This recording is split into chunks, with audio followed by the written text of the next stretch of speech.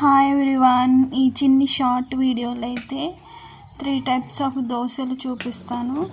First dosa బ్యాటర్లో ఇలా salt mix చేసుకొని చక్కగా మిక్స్ చేసుకున్న తర్వాత పెనం స్టవ్ మీద పెట్టుకొని హీట్ అయిన తర్వాత ఇలా వాటర్ని స్ప్రింకిల్ చేసేసి చక్కగా దోశ వేసుకొని దానిలో కొన్ని ఆనియన్స్, టేబుల్ స్పూన్ ఆయిల్ వేసుకుంటే ఆనియన్ దోశ రెడీ.